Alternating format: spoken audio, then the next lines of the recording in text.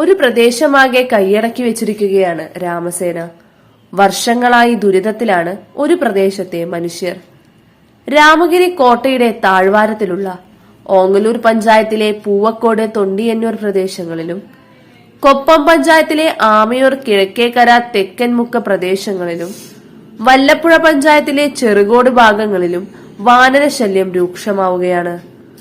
നൂറുകണക്കിന് കുരങ്ങന്മാർ കൂട്ടത്തോടെ എത്തി വീടുകളിലെ കാർഷിക വിളകൾ നശിപ്പിക്കുന്ന കാഴ്ചകൾ ഹൃദയഭേദകമാണ്. ഇവിടെ തെങ്ങ് കർഷകർ വലിയ നിരാശയിലാണ്. ഇളനീർ പരുവമാകും മുമ്പേ നശിപ്പിക്കപ്പെടുന്നു. നൂറുകണക്കിന് തെങ്ങുകൾ ഉള്ളവർക്ക് പോലും വീട്ടാവശ്യത്തിന് തേങ്ങ പുറത്തുനിന്നും വില കൊടുത്തു വാങ്ങണം. വാഴകളുടെയും മറ്റു ഫലവർഗങ്ങളുടെയും കാര്യം പറയേണ്ടതില്ല. പുളി പോലും പറിച്ചു കൊണ്ടുപോകുന്നത് രാമസേനയാണ്. ആളൊഴിഞ്ഞ ഓടിട്ട വീടുകളിൽ അവർ സ്വൈരവിഹാരം നടത്തുന്നു. വീടുകളിൽ തയ്യാറാക്കി വെച്ച് വീട്ടുടമ പുറത്തുപോയാൽ ഭക്ഷണമെല്ലാം സമയമാകുമ്പോൾ അവർ വന്ന് ഭക്ഷിക്കും. ബാക്കി ചിതറിയിട്ട് വൃത്തികേടാക്കും. ഏതാണ്ട് 15 കിലോമീറ്റർ ചുറ്റളവ് ഇന്നവരുടെ സങ്കേതമാണ്.